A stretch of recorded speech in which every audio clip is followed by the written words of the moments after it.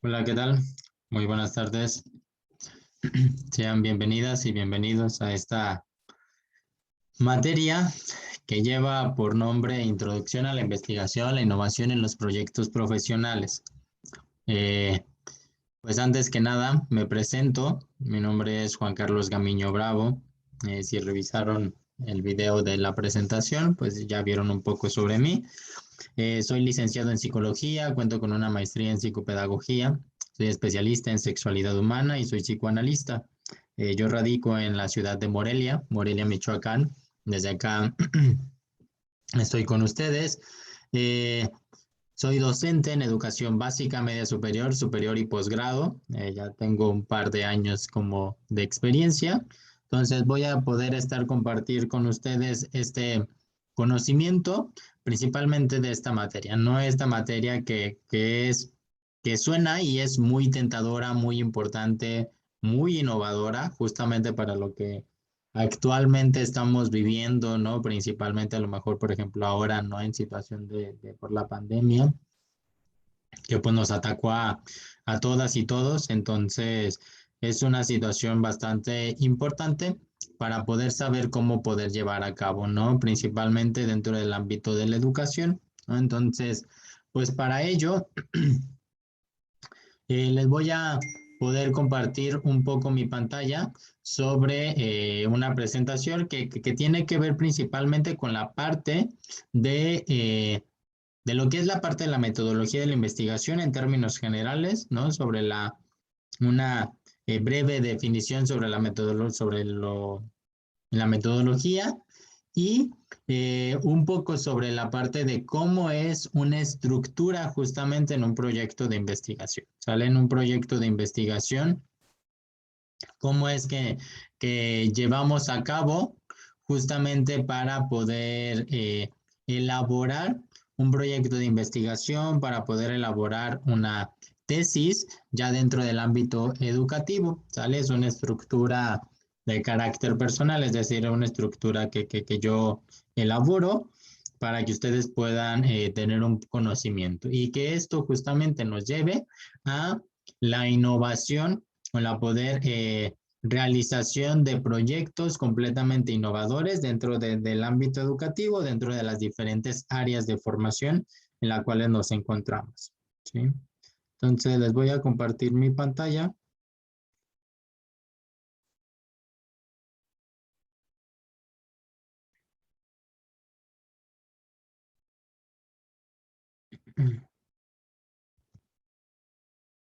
Bueno, vamos a comenzar. Primero que nada, pues entender qué es investigar, ¿no? Cuando hablamos sobre una investigación, yo les comento a mis estudiantes que siempre y en todo momento estamos investigando, ¿no? Es muy raro no investigar, o sea, que no hagamos algo sin investigación. Desde el momento que buscamos en dónde se encuentra tal lugar, si hay tal cosa en tal lugar, cómo puedo llegar a algún cierto lugar. Desde allí ya estamos generando, ya estamos haciendo investigación. Incluso, ¿no? Cuando yo les digo que cuando les gusta a alguien, hasta en ese momento estamos haciendo investigación, ¿no? Para poder determinar si qué les gusta, qué no les gusta, si tiene pareja o no tiene pareja, si tengo oportunidad o no, ¿no? Es decir, ahí también hacemos investigación. La única diferencia es que allá podemos determinarla como una investigación de carácter popular, una investigación no formal, ¿no? Que tiene que ver con algo cotidiano que hacemos día con día. Pero acá en la investigación, en una metodología de la investigación, vamos a entender o vamos a llevar a cabo como parte de ciertos procesos, de ciertos métodos para que nosotros podamos entender y llevar a cabo y poder obtener esa información, ¿no? Entonces, investigar consiste en poder observar, analizar hechos o problemas a través de la reflexión sistemática y crítica, con el propósito de poder aportar nuevos datos para entender nuestro entorno y la sociedad. ¿A qué nos referimos? Que cuando yo, por ejemplo, en psicología, cuando les explico a mis alumnos de por qué es que ciertas personas ante ciertas situaciones se comportan de una forma, por qué en otros lugares se comportan de otra forma, por qué ante una catástrofe natural tenemos ciertas reacciones, por qué ante un asalto tenemos otras reacciones, ante una ruptura, otras, ante un duelo, es decir, por qué tenemos como estas reacciones distintas, ¿no? Estos comportamientos.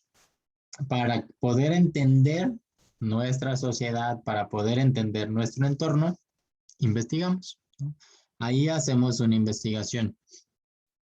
¿Qué es lo que hace que la persona tenga esa reacción o ese comportamiento ante ese momento o ese lugar? ¿Qué es lo que hace para que la persona tenga esas conductas? ¿Qué es lo que hace para que la persona reaccione de esa forma? Es decir, estamos investigando, ¿no? Entonces, siempre y en todo momento realizamos la investigación, pero es poderla investigar a partir de ciertos procesos, ciertos métodos para que esta información pueda tener una confiabilidad, ¿no? Y pueda ser de carácter completamente científico y confiable. Para que nosotros podamos hallar, inquirir, indagar, seguir vestigios y rastros, y es un proceso que permite poder acceder al conocimiento. Cada vez que nosotros vamos adquiriendo, vamos investigando, vamos teniendo conocimiento distinto, conocimiento nuevo, ¿no? Entonces, esto nos hace para que el ser humano vaya adquiriendo una información completamente distinta, justamente para poder generar nuevos conocimientos. Y dentro de todo esto es importante poder entender, ¿no? Que para poder entender estos procesos de investigación, pues también es necesario poder entender que es una ciencia. Según Holguín, el 2018 define la ciencia como el cúmulo de conocimientos racionales, sistemáticos, demostrables y factibles que nos llevan a cabo. Es decir, una ciencia tiene que ser racional, sistemática, exacta, verificable, comprobable. Es decir, que para que algo se pueda considerar como parte de una ciencia tiene que tener estas características. Si no tiene o no cumple con estas características, es muy difícil que podamos mencionar que es parte de una ciencia.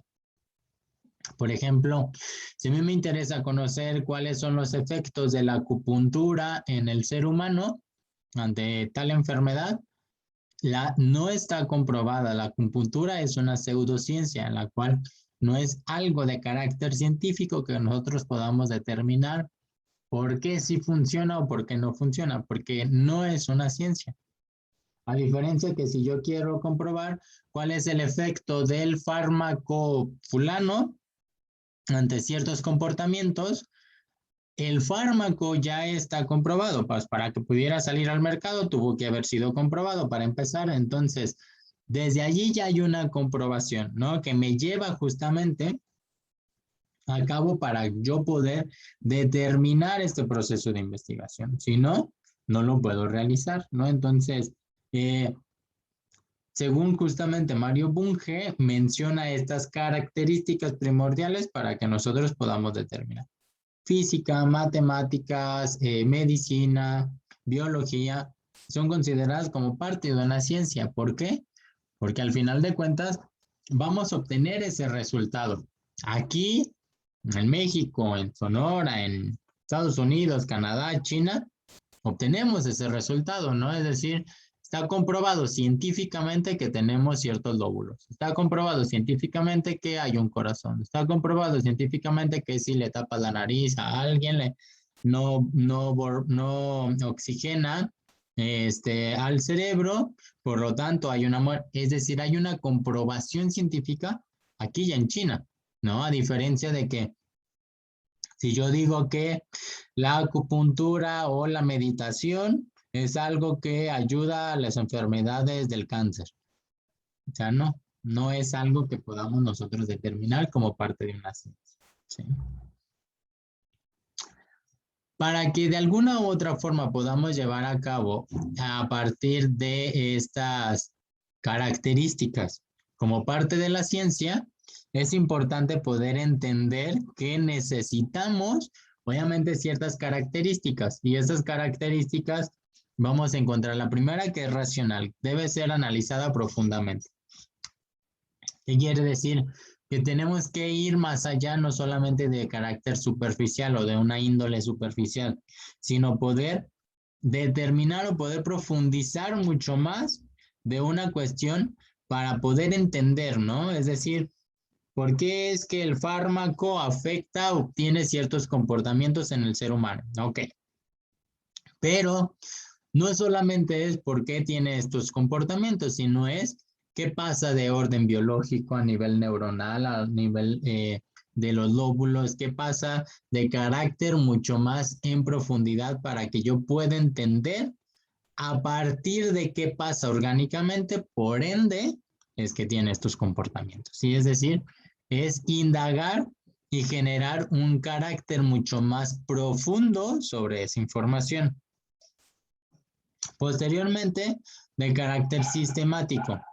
Cuando hablamos de carácter sistemático es que tiene que haber ciertos lineamientos, ciertos procedimientos para poder entender esa información. Yo no puedo llevar a cabo esto, ¿no? Sobre los fármacos o cuál es el efecto que tienen estos fármacos, y poderlo determinar nada más pues porque yo lo veo y yo lo observo. No, tiene que haber ciertos procedimientos para yo poder entender por qué es que el fármaco tiene esa repercusión. Hay estos sistemas, hay estos procedimientos para poder llevar a cabo. La otra es que sea de carácter objetiva, para que de alguna u otra forma tratemos de evitar poder involucrar de forma sentimientos y emociones. ¿Y a qué nos referimos? Que cuando nuestros resultados sean de carácter, objetivo. Es decir, que yo no puedo o yo tengo que determinar cierta información sin que yo me involucre de forma emocional. No sé, es decir, si voy a hacer cuáles son los efectos de los fármacos en los niños, niñas y adolescentes, pero empiezo a trabajar y me empiezo a involucrar para poderles quitar, los resultados van a ser alterados, pero más porque yo me involucré de forma emocional con los niños, niñas y adolescentes por verlos ahí todos mal, pobrecitos, que no sé qué, y voy a poner mis resultados que eso está mal, que no debería de existir, que no sé qué, pero porque ya hay un involucramiento de emociones. Entonces siempre tiene que ser de forma objetiva, evitando involucrar justamente esta parte. Tiene que ser verificable, siempre dar y obtener el mismo resultado. Si yo digo que tal fármaco funciona para la depresión, aquí en China va a funcionar ese fármaco. A diferencia que si yo digo que tomando 3 litros de agua, va a funcionar para la depresión, ¿no? Entonces, no es algo en lo cual aquí en China vamos a obtener el mismo resultado. Incluso va a poder determinar, ¿no? Como la parte del contexto, la parte del lugar, del tipo de población, en donde nos encontramos, para que esto tenga un resultado. De lo contrario, va a ser algo muy difícil, ¿no? Entonces, tiene que ser algo verificable, que tanto aquí como en otro lado podamos obtener ese resultado. Sin embargo, también que pueda ser modificable. ¿Qué quiere decir? Que si yo veo que tomar 3 litros de agua pueda funcionar, ok, pero en otro lugar el contexto no me da para tomar 3 litros, entonces el contexto me da para tomar 2 litros. Ok, puedo modificar ese pequeño resultado, pero al final voy a obtener los mismos beneficios. ¿Sí? Entonces, que pueda tener esta variable de modificación, pero para obtener el mismo resultado. Por ende, vamos a entender entonces que la metodología de la investigación es el conjunto de procesos sistemáticos, críticos y empíricos que se aplican para poder estudiar un fenómeno. Un fenómeno nos vamos a referir a algo contextual, ¿no? A mí me interesa conocer el fenómeno del feminicidio, por qué es que se da, a partir de qué se da, cada cuánto, cuáles son las características del feminicidio, es decir, hay un fenómeno social, ¿no? Me interesa conocer la adopción homoparental, el aborto, los movimientos sociales, es decir, hay un fenómeno que yo quiero investigar, ¿no? Que lo voy a estudiar a partir de algo general, ¿no? O se puede estudiar a partir de algún problema. ¿Qué quiere decir? Que un problema es analizar el caso fulano en la ciudad de Morelia, Michoacán, ¿no? ¿Por qué los estudiantes de la Escuela Secundaria Técnica 87 de la ciudad de Morelia, Michoacán, llevan reprobados tantos cursos, ¿no? Es decir, hay un problema en particular, ¿no? En la metodología de la investigación, entonces nos lleva a algo particular o a un fenómeno que está determinado, perdón, como algo mucho más social, como algo mucho más general, ¿sí?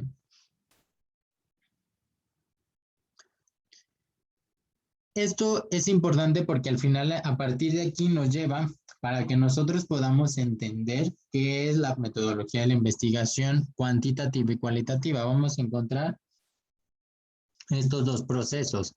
Como parte de la metodología de la investigación cuantitativa, esta representa en un proceso secuencial y probatoria. Cada etapa precede a la siguiente. Una metodología de la investigación cuantitativa tiene que ver con procesos cuantificables, medibles, numéricos. Tiene que ser algo objetivo. Una investigación cuantitativa tiene que ver con algo en lo cual esté comprobado, tanto aquí como en cualquier otro lugar, que podamos obtener los mismos resultados. Y esto obviamente nos lleva a poder determinar para poder innovar dentro de la investigación en el ámbito educativo, ¿sí? A diferencia de la metodología de la investigación cualitativa, esta pueden desarrollarse preguntas, hipótesis antes, durante o después. ¿Qué quiere decir? Que en una investigación cuantitativa, a fuerzas necesito la fase anterior para poder continuar. Necesito a fuerzas un objetivo para poder elaborar la pregunta. Necesito la pregunta para poder elaborar mi marco teórico. Para poder elaborar el marco teórico, a fuerza lo necesito para elaborar la investigación de campo. Necesito fuerzas una de la otra para poder llevar a cabo en la investigación cuantitativa. En la investigación cualitativa no necesariamente. Puede haber estas alteraciones, ¿no? de cambios para poderlo trabajar.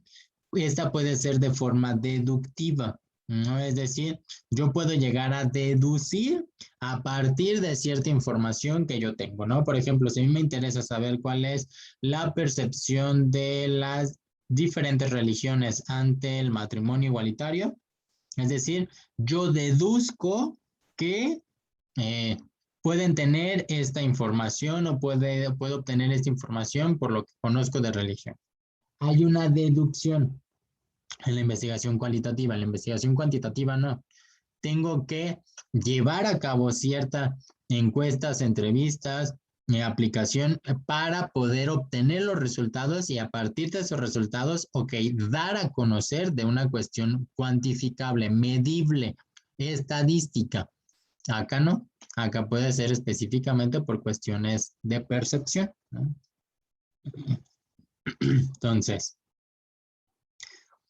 estas son de alguna forma como los dos tipos de metodología más comunes, ¿no? La metodología cuantitativa y la metodología cualitativa, que son las que normalmente siempre vamos a encontrar dentro de cualquier tipo de investigación.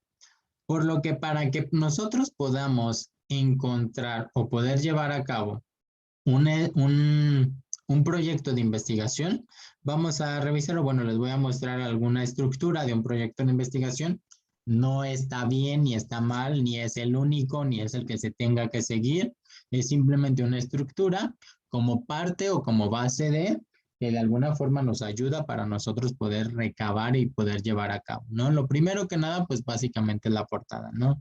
La portada es la que nos dice donde encontramos todos los datos de información, ¿no? Los datos, la ficha de identificación, nombre de la universidad, título, la fecha, asesor, asesora, es decir, en los datos de la portada. Posteriormente vienen los agradecimientos, ¿no? A quién le agradecen, a nadie le agradecen, a todo el mundo le agradecen, los agradecimientos, ya eso es algo muy particular. Posteriormente viene el índice, y en el índice es donde vamos a encontrar cómo va a estar estructurada nuestra tesis o tesina, o nuestro proyecto, que quiere decir capítulos, cuáles son los subtemas de cada capítulo, cómo se nombra cada capítulo para que yo lo pueda empezar a trabajar. Y después llevamos o encontramos la introducción. En la introducción es ese resumen de lo que encontramos dentro de toda la tesis, ¿no? En caso de toda la tesis ya tenemos una introducción, ¿no? Para poder entender de qué se va a tratar. Después vamos a encontrar con nuestro capítulo 1 y en nuestro capítulo 1 vamos a encontrar nuestro planteamiento del problema. El planteamiento del problema es ¿cuál es la principal problemática que a mí me lleva para yo poder hacer esa investigación, ¿no? Por ejemplo, si yo quiero conocer cuáles son las conductas delictivas de los y las adolescentes en la ciudad de Morelia, Michoacán, ¿cuál es la principal problemática que a mí me llevó a conocer o a indagar sobre esta temática? Porque he visto que hay mucha delincuencia, porque he visto que hay muchos muchas adolescentes que desertan en la escuela y se meten a la delincuencia. Es decir, eso es lo que a mí me lleva a querer indagar sobre ese tema, ¿no? Entonces, tengo que plantear de forma redactada cuál es la principal problemática que a mí me llevó a poder escribirlo. Posteriormente, mi justificación, valga la redundancia, no es por poder justificar, poder argumentar qué es lo que por el cual yo quiero hacer esta investigación. ¿Por qué? ¿Cómo lo voy a hacer? ¿Cuándo lo voy a hacer? ¿De qué forma lo voy a hacer? ¿A partir de qué lo voy a hacer? No, pero tengo que justificar, tengo que argumentar, tiene que estar bien sustentada el por qué vamos a realizar ese proyecto. Después viene mi pregunta de investigación. La pregunta de investigación abarca absolutamente todo lo que es el proyecto de la tesis, ¿no? Del proyecto de investigación. Posterior viene el objetivo general. El objetivo general, pues valga la redundancia, tiene que abarcar toda la tesis de forma muy generalizada.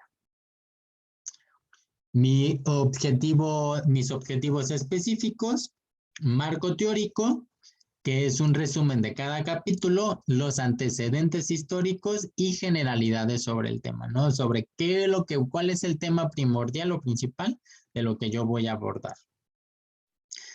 Posteriormente viene capítulo 2, capítulo 3, capítulo 4 y conclusiones,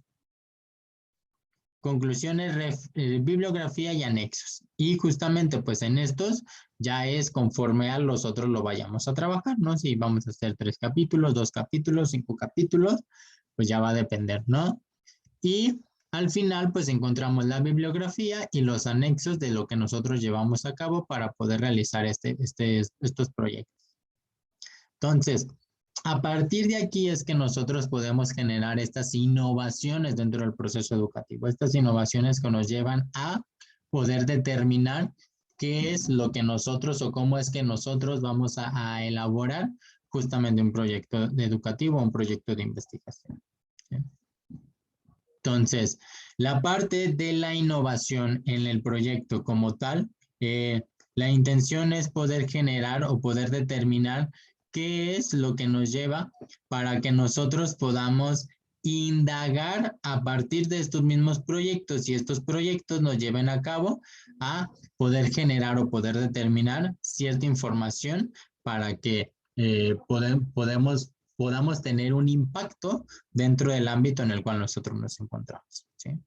Pues bueno, como saben, estoy al pendiente en la plataforma por cualquier duda o comentario que pueda llegar a surgir con respecto a la materia, o en mi correo institucional que es jbravo@unisant.edu.mx. Cualquier duda, pregunta, comentario que tengan con respecto a la materia, pues estoy al pendiente para poderles apoyar. Entonces, espero haya podido resolver o disipar o contribuir un poco sobre lo que tiene que ver la materia, y cualquier cosa estoy al pendiente. Que estén muy bien.